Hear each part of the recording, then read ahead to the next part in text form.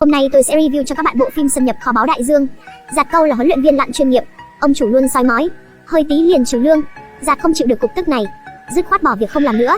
Bạn gái của Giạt là Samantha, là một người nuôi cá mập. Cho dù Giạt nghèo tới mức chỉ có thể ở xe kéo cũ, tài sản đáng giá duy nhất cũng chỉ có chiếc thuyền rách nát, nhưng Samantha không hề ghét bỏ. Giạt lúc trước làm việc trên tàu Tình Ngọc chuyên nghiệp.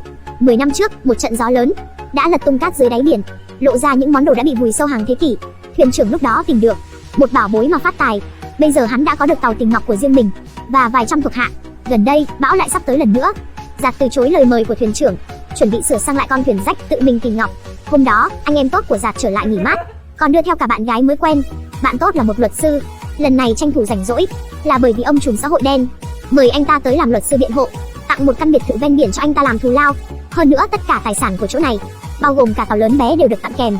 Giạt vô cùng mừng rỡ, anh cuối cũng có thể lái tàu ra biển tìm kho báu rồi. 4 người lái tàu, đạp gió, rẽ sóng, du ngoạn trên biển, chơi vô cùng vui vẻ. Trong lúc vui đùa, Giạt không cẩn thận làm rơi đồng hồ xuống biển. Anh lặn xuống, tình cờ phát hiện ra viên đá có trên các con thuyền cổ. Điều này chứng minh ở đây chắc chắn có tàu đắm.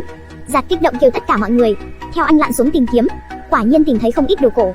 Hơn nữa, Giạt còn đào được một con dao vàng ròng. Anh tiếp tục tìm kiếm dưới đáy biển, phát hiện ra phía không xa đang phát sáng. Giạt bơi lần theo những cái xác thì nhìn thấy một chiếc máy bay. Mấy người cầm đèn pin kiểm tra, lại phát hiện trong máy bay chất đầy ma túy. Luật sư và bạn gái muốn lấy số ma túy này để phát tài, nhưng Giạt và Samantha tuân thủ nguyên tắc kiên quyết phản đối. Mục đích của bọn họ chỉ là tìm kho báu, tuyệt đối không làm chuyện phi pháp. Nhưng một khi báo cảnh sát, hải vực xung quanh nhất định sẽ bị phong tỏa, hoạt động tìm kho báu của bọn họ cũng sẽ bị cản trở. Giạt không muốn bỏ lỡ cơ hội tốt này, quyết định tìm kho báu trước rồi mới báo cảnh sát. Samantha không muốn làm bạn trai cụt hứng, miễn cưỡng đồng ý, mà luật sư và bạn gái ngấp nghé ma túy, tự nhiên càng muốn kéo dài. Ngày hôm sau, Giạt chuẩn bị mua tàu tìm kho báu trang bị đầy đủ, tổng cộng cần 30.000 đô, nhưng luật sư lại nói bản thân thua bạc nên hết sạch tiền, hại Giạt phí công một hồi. Người không muốn mua tàu chuyển hướng nói cho với ông chủ chuyện Giạt phát hiện ra ma túy. Sau đó, đội của Giạt mua đầy đủ trang bị, xuống biển tìm kho báu. Luật sư dùng máy dò kim loại tìm mục tiêu, Giạt dùng máy thổi cát tìm đồ. Đám người tìm kiếm khắp nơi, thu hoạch không tệ. Nhân lúc họ không chú ý, bạn gái nghiện ma túy đã âm thầm vào máy bay, lại không để ý tới lượng oxy đang dần cạn. Giạt lên thuyền không thấy cô bạn gái, lập tức đoán có chuyện không ổn, nhanh chóng bơi tới chỗ máy bay. Cô bạn gái may mắn được cứu. Lần này thu hoạch lớn nhất của họ là 2 khẩu súng lục bằng bạc và một cái đựng thuốc súng bằng bạc. Bạn gái nhận ra cổ văn trên đó, dịch ra được thông tin quan trọng. Giạt tìm sách cổ tra ra, đây là trang bị bên người của một hải tặc nào đó 150 năm trước. Dựa theo suy đoán thời gian, Giạt cho rằng con thuyền này có khả năng là con thuyền Zephyr của tên nhà giàu dùng để thoát thân năm đó. Năm đó, nội chiến nổ ra, tên nhà giàu đem theo tất cả vàng bạc của cải lên thuyền chạy trốn. Giữa đường bị hải tặc cướp, không may đắm thuyền. Có một câu chuyện cố tích liên quan rất nổi tiếng, nghe nói hải tặc đã phải lòng con gái của tên nhà giàu để trải qua ngày tháng yên ổn. Bọn họ cố tình đánh chìm con thuyền, bỏ lại vàng bạc cùng nhau rời đi. Giạt cho rằng bọn họ đã tìm được kho báu lớn trong truyền thuyết, nếu như tất cả đào ra, ít nhất giá trị cũng lên tới vài tỷ đô la. Sáng sớm hôm sau, bọn họ lại lặn xuống biển, tìm kiếm dấu vết của con tàu Zephyr. Trên tàu chỉ còn lại cô bạn gái không an phận, lần này vẫn là luật sư kiểm tra. Giạt thổi cát, khác biệt là Samantha quay phim lưu chứng cứ. Rất nhanh bọn họ đã đào được một khẩu đại bác, nhưng lúc này tàu tuần tra của cảnh sát đột nhiên tới. Cảnh sát biển không biết cô bạn gái, theo luật phải kiểm tra toàn diện. 3 người vừa mới bơi lên không dám lộ diện, chỉ có thể đợi cảnh sát biển nhanh chóng rời đi. Không ngờ đại bác vừa nặng vừa to, 3 người nhất thời không khống chế được, trực tiếp rơi xuống đáy biển, ép chặt tay của luật sư. May là lực đẩy của nước rất lớn, oxy của Giạt cạn kiệt, dùng hết sức lực mới giúp luật sư rút tay ra được. Cảnh sát biển là bạn tốt của Giạt và Samantha, vừa thấy là người quen, liền không tiếp tục tìm kiếm mà rời đi. Buổi tối khi đang phê trong quán bar, cô bạn gái quyến rũ được ông trùm ma túy ở đây. Luật sư cảm thấy mình bị cắm sừng liền xông tới, đối phương nể mặt Giạt, tạm tha cho luật sư. Ngày tiếp theo, 4 người tiếp tục tìm kiếm, nhưng không chú ý tới 2 tên đàn em đã nhắm tới bọn họ. Đợi mấy người xuống nước, đám đàn em âm thầm lên thuyền tìm kiếm một hồi. Giạt và luật sư phát hiện bất thường, lập tức về thuyền đuổi đối phương đi. Giạt thông qua chiếc mũ bọn chúng đánh rơi mà nhận ra đám thuộc hạ của thuyền trưởng tìm kho báu. Anh lập tức tìm thuyền trưởng tra hỏi, nhưng đối phương kiên quyết phủ nhận, còn nói bản thân bán ra không biết bao nhiêu chiếc mũ, còn khuyên Giạt đừng có đổ oan. Chuyện này khiến Giạt cảm nhận được nguy hiểm lớn, nếu còn không tăng hiệu suất, chuyện kho báu sớm muộn cũng bị thuyền trưởng phát hiện. Phiền phức là bọn họ không có tiền mua trang bị. Luật sư nhân cơ hội nhắc tới chuyện bán ma túy, chỉ cần bán một ít trong số đó là được, bọn họ sẽ có tiền mua trang bị, đào được kho báu 150 năm trước. Nghĩ tới kinh nghiệm biện hộ buôn ma túy nhiều năm của luật sư, Giạt chó chút động tâm. Anh không muốn bỏ lỡ kho báu đã tới tay, nhưng cuối cùng Giạt vẫn từ chối đề nghị này. Kế hoạch của luật sư và bạn gái thất bại, quyết định tự mình ra tay. Tối đó, 2 người âm thầm lấy ra một gói ma túy lớn, tìm tới bán cho tên trùm mà bạn gái đã quyến rũ.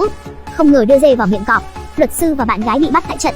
Giạt nhận được tin lập tức tới cứu, lại biết được 800 kg thuốc phiện này vốn là do tên trùm vận chuyển tới. Ông trùm phái người tìm bốn phía, mãi cũng không tìm thấy. Bây giờ luật sư tự mình dâng tới cửa, khiến ông trùm nhận ra máy bay vận chuyển thuốc đã bị phát hiện. Ông trùm gia hạn cho Giạt trong 12 giờ phải trả lại toàn bộ hàng, nếu không bọn họ không ai thoát chết. Nhưng Giạt vẫn còn đang nghĩ tới chuyện kho báu. Anh yêu cầu ông trùm 30,000 tiền mua trang bị, dự định chơi chiêu một mũi tên trúng 2 đích.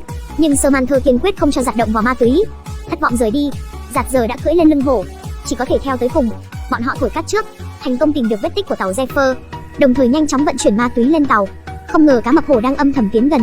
Bạn gái đang vận chuyển ma túy trong nước, không may bị cắn, nguy kịch. Trong lúc hoảng loạn, Giạt cắt đứt dây buộc ma túy, lập tức đi tới bệnh viện, nhưng vẫn không thể cứu được bạn gái. Samantha nghe được tin, nhanh chóng tới an ủi Giạt. Ba người vì vậy mà cãi nhau, ai cũng có ý riêng. Lúc này, ông trùm mang súng tới thu ma túy. Đám người Giạt hoảng sợ lái xe bỏ chạy. Giạt biết ông trùm nhất định sẽ không tha cho họ, nhưng ma túy nhất định đã bị nước biển cuốn trôi. Lúc cấp bách, Giạt chỉ có thể bỏ của giữ mạng. Anh để Samantha và luật sư chạy trước, gặp mặt ở chỗ cũ. Sau khi hai người đi rồi, Giạt một mình chặn xe của ông trùm, nhưng Samantha giữa đường xuống xe, tìm người bạn cảnh sát biển báo án. Luật sư sau khi do dự liền lái xe rời đi. Giạt định tặng cho ông trùm kho báu vừa tìm được. Hải tặc từng vì người đẹp mà từ bỏ vàng bạc, bây giờ anh vì người yêu cũng có thể từ bỏ kho báu. Khi ông trùm vui mừng trở lại thuyền, lại phát hiện căn cứ bị trộm rồi. Rất nhanh hắn cũng bị phát hiện. Hóa ra thuyền trưởng cũng nhắm tới số ma túy đó, mới giết ông trùm. Lúc đầu khi Giạt mua trang bị, thuyền trưởng đã nhận được tin tức, vì vậy mới kêu thuộc hạ giám sát bọn Giạt, xem có phải họ đã tìm được ma túy. Bây giờ thuyền trưởng đã xác nhận được tình hình, chuẩn bị thu lưới. Giạt vô cùng hoảng sợ, lập tức nhảy xuống biển bỏ chạy. Thuyền trưởng không dám kêu thuộc hạ bắn súng, nhanh chóng lái tàu truy đuổi. Nhưng Giạt sống chết bám chặt phía dưới cano, vì vậy đám thuộc hạ tìm thế nào cũng không thấy. Đợi bọn họ từ bỏ quay về, Giạt lập tức lặn xuống biển, thành công thoát thân. Nhưng không thể ngờ được, tên cảnh sát mà Samantha thông báo lại là đồng bọn của thuyền trưởng. Samantha tự nộp mình thành con tin. Giạt không thể không đến cứu lần nữa. Cảnh sát thấy mục đích của thuyền trưởng đã đạt được, bèn khuyên hắn thả Samantha ra. Nhưng tên thuyền trưởng lại một phát bắn chết cảnh sát. Sau đó Giạt đuổi tới, đề nghị đổi kho báu lấy người, thả Samantha ra trước. Nhưng thuyền trưởng không tin, con tàu trong truyền thuyết thực sự tồn tại. Đợi đến khi tới nơi, trên biển đã nổi đầy vỏ đựng ma túy. Giạt nhân cơ hội nhảy xuống biển. Thuyền trưởng lập tức cùng thuộc hạ trang bị đầy đủ, định ôm nốt số ma túy còn sót lại rồi giết người diệt khẩu. Không ngờ luật sư và Giạt đã sớm chờ đợi, một phát giết luôn một tên trong số đó. Thuyền trưởng nghe thấy đồng bọn bị tấn công, xoay người bắn một phát. Luật sư không cẩn thận bị đối phương bắt được. Giạt nhắm chuẩn mục tiêu, một phát bắn xuyên mắt đối phương. Cá mập xung quanh ngửi thấy mùi máu, được một bữa no nê. Giạt không dám để luật sư bắn tên trong nước, bèn kêu anh ta lên bờ trước, còn mình ở lại đối đầu với thuyền trưởng. Trong lúc đánh nhau, hai người chui vào trong máy bay. Giạt đã sớm chuẩn bị xong bẫy, không đợi thuyền trưởng trang bị xong đạn, Giạt liền phóng bình oxy hủy máy bay. Thuyền trưởng chết ngay tại chỗ, Giạt kịp thời chạy thoát. Bên này, Samantha tìm được một con dao lớn, chặt đứt tay cảnh sát, thoát được còng tay. Samantha cố tình phá hỏng thiết bị trong tàu. Một tên thuộc hạ tới xem xét tình hình, ngược lại bị Samantha nhốt vào bên trong. Mà Giạt trước đó đã tìm được một người bạn da đen giúp đỡ, giải quyết được một tên thuộc hạ khác. Nửa năm sau, đám người Giạt tiếp tục vớt tàu Zephyr. Lúc vớt đại bác lên, dây thép không chịu nổi sức nặng bèn đứt ra, đại bác trực tiếp rơi xuống phá nát sàn tàu, lộ ra vàng thỏi lấp lánh. Bọn họ cuối cùng cũng tìm được kho báu giá trị ít nhất 6 tỷ đô la. Bộ phim tới đây là kết thúc. Cảm ơn các bạn đã theo dõi. Hôm nay tôi sẽ review cho các bạn bộ phim Xâm nhập kho báu đại dương. Giạt Câu là huấn luyện viên lặn chuyên nghiệp, ông chủ luôn soi mói, hơi tí liền trừ lương. Giạt không chịu được cục tức này, dứt khoát bỏ việc không làm nữa. Bạn gái của Giạt là Samantha, là một người nuôi cá mập. Cho dù Giạt nghèo tới mức chỉ có thể ở xe kéo cũ, tài sản đáng giá duy nhất cũng chỉ có chiếc thuyền rách nát, nhưng Samantha không hề ghét bỏ. Giạt lúc trước làm việc trên tàu Tình Ngọc chuyên nghiệp. 10 năm trước, một trận gió lớn đã lật tung cát dưới đáy biển, lộ ra những món đồ đã bị vùi sâu hàng thế kỷ. Thuyền trưởng lúc đó tìm được một bảo bối mà phát tài. Bây giờ hắn đã có được tàu Tình Ngọc của riêng mình và vài trăm thuộc hạ. Gần đây, bão lại sắp tới lần nữa. Giạt từ chối lời mời của thuyền trưởng, chuẩn bị sửa sang lại con thuyền rách tự mình Tình Ngọc. Hôm đó, anh em tốt của Giạt trở lại nghỉ mát, còn đưa theo cả bạn gái mới quen. Bạn tốt là một luật sư, lần này tranh thủ rảnh rỗi là bởi vì ông trùm xã hội đen mời anh ta tới làm luật sư biện hộ, tặng một căn biệt thự ven biển cho anh ta làm thù lao.